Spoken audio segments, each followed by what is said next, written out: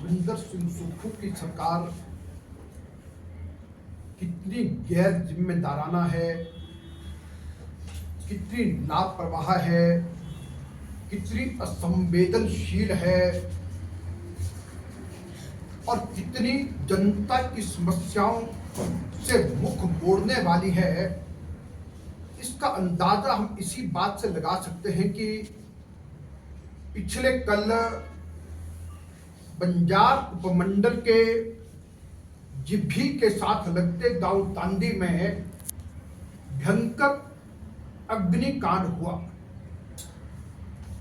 और जो 2:32 पर प्रारंभ हुआ और वह अग्नि का तांडव तब से लेकर के पूरी रात भर जारी रहा और लगभग रात्रि 12 बजे के करीब थोड़ा कंट्रोल में आग आई और तब से लेकर के अब तक लगभग 3 बज रहे हैं। कुल्लू की जिलाधीश महोदय अभी तक तांदी गांव नहीं पहुंची हैं और कल दोपहर लगभग 2 बजे के करीब जब इस अग्निकांड की सूचना प्राप्त हुई तो बंजार के विधायक श्री सुरेंद्र शौरी जी ने स्वयं जिलाधीश को फोन किया और ये कहा कि बंजार में जो आग लगी है मैं वहां के लिए कुल्लू से निकल गया, आप भी चल पड़ो। और जबकि जिम्मेदारी उपायुक्त की थी, वो समय पर पहुंच करके सारे कामकाज को वहां पर संभालती, लेकिन वे नहीं पहुंची। और साथियों आप देखिए कि कितनी गैर जिम्मेदाराना हरकत है। और आज प्रातःकाल बाशिंग के पुलिस मैदान में क्रिकेट मैच चल रहा है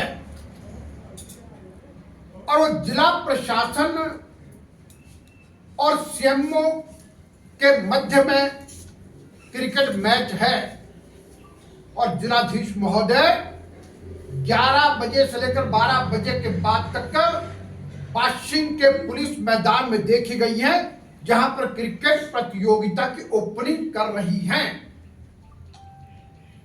और तांदी गांव में 17 घर जल गए, 2-3 मंदिर जल गए, 6 गौशालाएं जल गई और लोगों को इस ठंड के मौसम में आशियाना नहीं रहा। लेकिन ऐसी असंवेदनशील सरकार और इस सरकार में काम करने वाले अधिकारी इस प्रकार के। साथ मैं आपको एक जानकारी और देना चाहूंगा कि गत वर्ष जब माहौर में कुछ लोगों ने एक गाय की बछड़ी की हत्या करके उसको काट कर खाया, माहौर के निवासी और सारे देव समाज के लोग आंदोलित हो उठे और उस दिन जब पुलिस के लोग उन आरोपियों को पकड़ करके ला रहे थे तो ग्रामीणों ने पुलिस की गाड़ी को रोक करके रखा था और जाने नहीं दे रहे थे और वहां पर एक बहुत विकट स्थिति थी। तो मुझे याद है कि उस रात्रि भी हम जब लगभग 10-11 बजे माहूर गांव में थे, लोगों का कहना था बड़े अधिकारी नहीं पहुंच रहे हैं, ना डिप्टी कमिश्नर पहुंचे, ना वहां पर एसपी पहुंचे और जनता में रोष यह था कि कोई जिम्मेदार बड़ा अधिकारी आके हमसे बात करे। तो उस रात्रि भी मैंने माहूर गांव से सभी लोगों के मध्य जब मैंने डीसी महोदया को फोन किया था, मैंने कहा एसपी भी बात करे और डीसी महोदय है, आप स्वयं अगर गांव वालों से वहां से फोन पर या किसी तरह बातचीत करती हैं तो गांव वालों को विश्वास होगा कि उस बछड़ी के साथ न्याय होगा।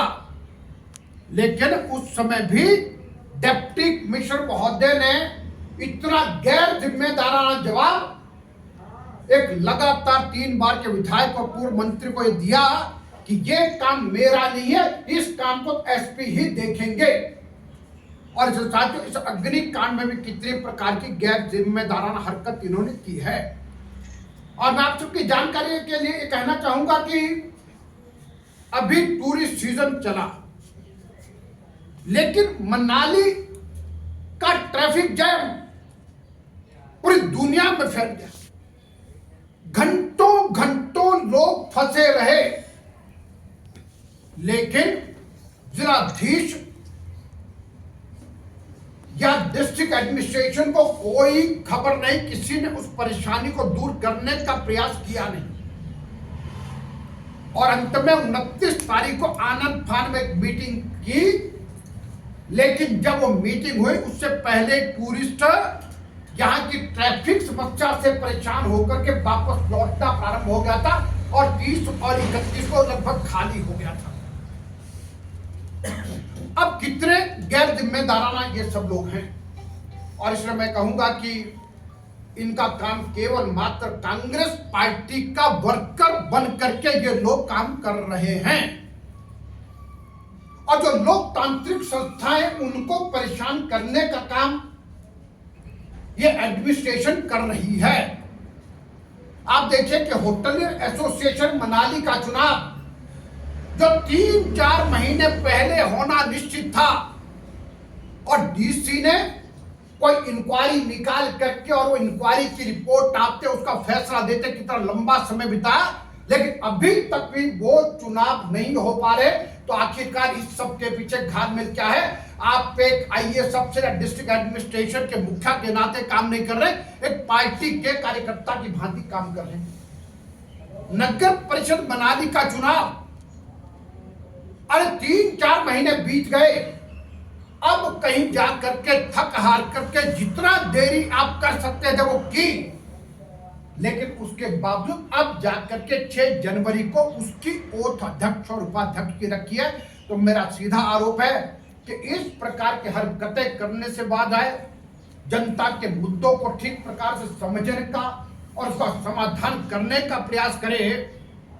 और जिस प्रकार से तांदी के अग्नि पीड़ितों की समस्या के बारे में कहा जाए, मनाली में होटल संध्या में आग लगी, फायर ब्रिगेड की गाड़ियां देरी से पहुंची। कारण यह था कि इतना ट्रैफिक था, उनको आने में समस्या हुई। और आप देखिए दुर्भाग्य इस बात का, भारतीय जनता पार्टी के सरकार के समय हमने वोल्वो बस अड्डे के पास जो एक बहुत बड़े अड्डे का निर्माण करके और प्रोटेक्शन देकर तैयार किया। सारी वोल्वो बसें, सारे ट्रक्स, सारी गाड़ियां, सारा ट्रैफिक रोड पर था और पूरा तैयार किया हुआ मैदान खाली था। वो केवल मात्र इसलिए कि ताकि विंटर कार्निवल में मुख्यमंत्री सुखविंदर सिंह सुक्खू आएंगे और वहां पर उनका और स्थानीय विधायक का फट्टा लगेगा, इसलिए मैदान खाली रखा था। और जब लोगों में भारी रोष हुआ कि मैदान खाली था, ट्रैफिक तब भी जाम क्योंकि बस और गाड़ियां सड़कों पर थी, तब जाकर के आनंद फानन में इन्होंने अब वहां पर बसेस को लगाने का काम प्रारंभ किया। लेकिन उसमें भी क्या क्या डिस्ट्रिक्ट एडमिनिस्ट्रेशन ने अब एक वोल्वो बस वाले से 500 रुपए प्रति बस वहां पर ले रहे, जबकि 500 रुपए वो लोग ग्रीन टैक्स बैरियर पर भी ले दे के आते हैं। और जब उस बस अड्डे को बनाने के लिए ना तो एचआरटीसी का पैसा लगा, ना डिस्ट्रिक्ट एडमिनिस्ट्रेशन का पैसा लगा, वो पैसा उस समय की सरकार ने हमने व्यवस्था करके दी थी। और इतनी अव्यवस्था है। और साथियों, गत दिनों उसी बस अड्डे के पास बलसारी गांव और नसोगी गांव के लोगों का शमशान घाट है। जब हमने वहां पर उसका निर्माण कार्य प्रारंभ किया था तो हमने कहा था वहां पर उन लोगों के शमशान घाट को तैयार करके देंगे, पैसा भी दे रखा था। लेकिन 2 वर्ष बीत गए, अभी तक इस सरकार ने वो शमशान घाट नहीं बनाया है। अभी 2 दिन पहले वहां के ग्राम पंचायत के पूर्व प्रधान श्री शिवराम जी का देहांत हुआ। उसी रोज एक 44 वर्षीय महिला का देहांत हुआ। तब मुझे वहां पर दाह संस्कार में जब जाना पड़ा तो देख करके परेशानी हुई। जिस काम के लिए पैसे का प्रबंध भी है उस काम को भी नहीं कर रहे और इसलिए